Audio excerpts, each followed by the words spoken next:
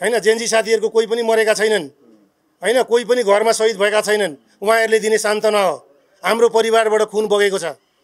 के छ भन्ने कुरो, कुन दुःख छ भन्ने कुरो त हामीलाई भन्दा बेसी उहाँहरुलाई थाहा छ, थाहा हुन सक्छ।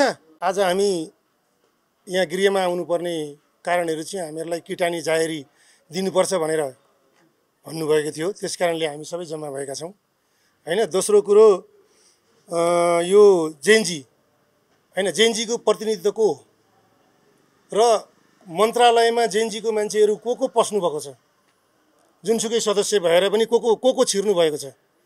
हामीलाई त्यसको नेम लिस्ट चाहियो र शहीद परिवारलाई तपाईहरुले कति जनालाई भित्र छिराउनु भयो हैन, र अहिलेसम्म छिराउनु भएको छ कि छैन त कुनै पनि प्रतिनिधिमा हैन, त्यसको पनि हामीलाई जानकारी चाहियो। अहिले हामीले निरज सरलाई बोलाउने कोसिस गर्यौं।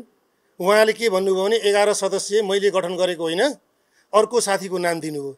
सिग्नेचर उहाँले पनि गर्नुभएको छ हैन, र प्रतिनिधि भएर उहाँ पनि जानुभएको छ बैठकमा।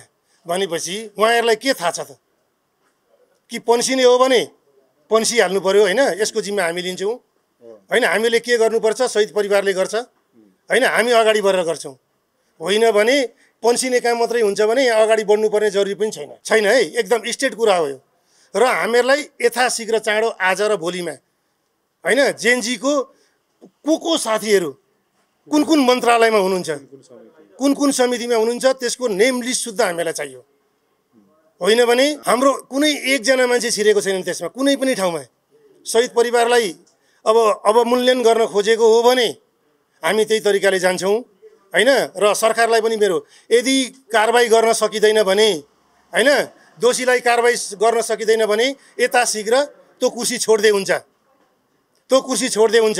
किनभने यो बनाएकै कारबाहीको लागि हो हैन, कारबाही गर्छन् भनेर बनाएको हो यो। यदि कारबाही गर्न उहाँहरुलाई केही डर छ भने त्यो डर उहाँहरुसँगै राखेर त्यो कुर्सी छोड्दै हुन्छ हैन। शहीद परिवारले लिड लिन्छ। के गर्नुपर्छ शहीद परिवारले, कहाँ गएर के गर्नुपर्छ, शहीद परिवार फ्रन्ट लाइनमा आएर काम गर्छ। कस्तो तरिकाको न्याय हो यो? शहीद परिवार सिंहदरबारको गेटभित्र पस्नको लागि हैन 25 मिनेट त्यहाँ घुम्नुपर्छ, दुनियाँतिर फोन गर्नुपर्छ भित्र गेट भित्र इन्ट्री हुनको लागि। भनेपछि शहीद परिवारहरुको के छ त यहाँ, कस्तो मूल्याङ्कन गरेर बस्नु भएको छ जेन्जी साथीहरुले हैन। जेन्जी साथीहरुको कोही पनि मरेका छैनन् हैन, कोही पनि घरमा शहीद भएका छैनन्। उहाँहरुले दिने सान्त्वना हो हाम्रो परिवारबाट खुन बगेको छ। के छ भन्ने कुरो, कुन दुःख छ भन्ने कुरो त हामीलाई भन्दा बेसी उहाँहरुलाई थाहा छ, थाहा हुन सक्दैन। त्यसकारणले गर्दाखेरि यथाशीघ्र आज र भोलिमा कुन कुन मन्त्रालयमा कुन कुन समितिमा जेन्जीको प्रतिनिधित्व को छिर्नु भएको छ भनेर हामीलाई नेम लिस्ट चाहियो हैन। र क्याबिनेटमा त्यो 11 सदस्य वार्ता टोलीमा शहीद परिवारको को हुनुहुन्छ त्यसको पनि हामीलाई नेम लिस्ट चाहियो हैन। यदि छैनन् भने जेन्जी साथीहरुले सक्नुहुन्न हैन, यस्तैमा रोमल लिने हो भने उहाँहरुले पनि केही गर्नुहुन्न। हामीले देखिसक्यो, हामी बाहिरबाट नियालेर बसेका छौं। सक्नुहुन्न भने हामी सक्दिनौं भनेर पाखा लाग्दिनु पर्यो। शहीद परिवार लिड लिएर गर्छ, अगाडि के गर्छ। होइन गर्ने हो भने पारदर्शी तरिकाले सबैभन्दा पहिला शहीद परिवारको प्रतिनिधित्व हुनुपर्छ। जुन ठाउँमा पनि शहीद परिवारको पहिलो प्राथमिकतामा प्रतिनिधित्व हुनुपर्छ। होइन भने यदि प्रधानमन्त्री कसले बनायो, कसले बनाएको यो प्रधानमन्त्रीलाई? जेन्जीले बनाएको। जेन्जी को हो? रगत बगाउने जेन्जी कि नबगाउने जेन्जी? जसको परिवारबाट रगत बगेको छ उहाँहरुलाई कुनै मतलब छैन हैन, के गर्ने भन्नेको सरसल्लाह छैन भनेपछि को हो त जेन्जी? ल मलाई तपाई भन्नुहोस् को हो जेन्जी? त्यसकारणले मैले जेन्जी साथीहरुलाई पनि भने यथाशीघ्र चाँडो कुन कुन समितिमा कुन कुन मन्त्रालयमा तपाईको मान्छेहरु जानुभएको छ हामीलाई नेम लिस्ट चाहियो। र त्यसमा शहीद परिवारको कसलाई हाल्नु भएको छ हैन, त्यो पनि हामीलाई जानकारी चाहियो। होइन भने हैन हामी बाध्य हुनेछौँ, प्रेस मिट गर्न पनि बाध्य हुनेछौँ हैन, सिंहदरबार अगाडि आएर धरना बस्न पनि बाध्य हुनेछौँ। त्यो कन्डिसनमा नल्याउनु होला। 15 लाखको ज्यान हो। ल म 30 लाख रुपैयाँ दिन्छु, म कुनै पनि नेताको एउटा मार्न दिनुस् न त। दिन्छन्? 15 लाखको ज्यान हो। त्यति दिएर सान्त्वना दिएर थमथमाउन खोज्ने, त्यो हामी कुनै तरिकाले मान्ने छैन हामीलाई। यदि 15 लाख कसैलाई चाहिन्छ भने मलाई भन्नुस्, तपाईसँग बोल्दै गर्दाखेरि म अहिले 1 मिनेटभित्रमा त्यो पैसा रिटर्न गरिदिन्छु म। तर पारदर्शी हुनु पर्यो र सबैभन्दा पहिला शहीद परिवारलाई सम्झनु पर्यो। जे गर्दा पनि शहीद परिवारहरूसँग पनि सल्लाह लिनु पर्यो हैन, र शहीद परिवारलाई जुनसुकै समितिमा पनि शहीद परिवारको मान्छेहरू समेटिनु पर्यो। यो कुरो एकदमै कुरो बुझ्नु होला। यसलाई सल्लाह सम्झिनुहुन्छ हैन, के सम्झिनुहुन्छ तपाईहरु आफै बुझ्नु होला।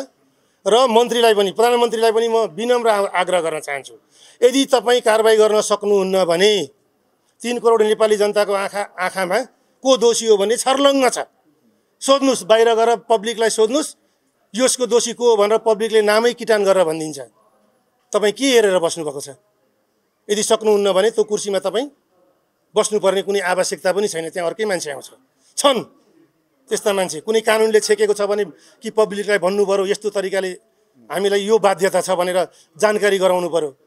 होइन भने दोषीलाई यथाशीघ्र कारबाही हुनु पर्यो। सरकारले अहिले हामीहरूले किटानी जाहेरी दिनुपर्ने अरे छानबिन समिति बनेको छ हैन। उहाँहरूको छानबिन समितिकोले नाम किटान गर्न सक्दैन र शहीद परिवारलाई अगाडि सारेको के डराउनु भएको हो? हैन, डराउनु भएको भने त्यो कुर्सी दिनुस्, म जाहेरी किटानी दिन्छु। नामै गरेर यो यो यो यो यो यो मान्छे हो दोषी भनेर म नाम किटान गरेर भनिदिन्छु हैन। तपाईहरु सक्नुहुन्न भने सक्दिन मात्रै भन्नुस्। मेरो एकदमै सुशीला कार्कीज्यूलाई, प्रधानमन्त्रीज्यूलाई एकदमै विनम्र अनुरोध छ, विनम्र अनुरोध। र जेनजी साथीहरुलाई पनि हैन, जेनजी साथीहरुलाई पनि मेरो के सुझाव छ भने सबैभन्दा पहिला शहीद परिवारलाई समेट्ने कोसिस गर्नुस्। जुनसुकै कमिटी बनिन्छ, शहीद परिवारले के माग राखेको थियो 25%, 11 जनाको 25%, त्यो पनि होइन। हामीहरूलाई त उहाँहरूले सबै थोक राखेर उहाँहरू 25% मा बस्नुपर्ने हो जुनसुकै कमिटीमा पनि। तर हामीहरूले त्यो पनि कम्प्रोमाइज गरेर हैन, हामीहरूलाई 25% सहभागिता जुनसुकै ठाउँमा पनि हुनुपर्छ। हामीहरूलाई पनि थाहा हुनु पर्यो शहीद परिवारलाई कि यहाँ भित्र के भइरहेछ। निरज के अरे त्यो कमिटीमा अर्कैले कसको एउटा नाम दिनुभयो, मलाई फोन नम्बर पनि पठाइदिनु भएको छ। मैले साइन मात्रै, साइन गर्ने बेलामा पढिन्छ कि पढिदैन? कुनै पनि कुराको साइन गर्छ भने त्यहाँ जानकारी हुन्छ कि हुँदैन केमा साइन गर्दैछु भनेर। यदि सक्नुहुन्न र पन्सिन खोज्नु भएको हो भने तपाईँ हिजो बानेश्वरमा लड्ने बेलामा पनि तपाईँ हुन्न थियो। बानेश्वरमा लड्ने बेलामा पनि तपाईँ हुन्न थियो। हाम्रा छोराछोरी थिए जो मरेर गए हैन। त्यसकारणले गर्दाखेरि म विनम्र अनुरोध गर्छु हैन, जेनजी साथीहरूलाई पनि संयमता अपनाउनुहोस् हैन। बेलैमा के गर्ने भन्ने कुरोको एकदम बुद्धि लगाएर काम गर्नुस्। मेरो विनम्र अनुरोध छ। होइन भने मैले जहाँसुकै गरे पनि लड्नुपर्ने हुन्छ। एउटा छोरो त गयो गोली लागेर हैन, अर्को गोली छाती यहाँ छातीमा थाप्न तयार छु म। कसले हान्छ हैन, म जुनसुकै ठाउँमा गएर लड्न पनि तयार छु।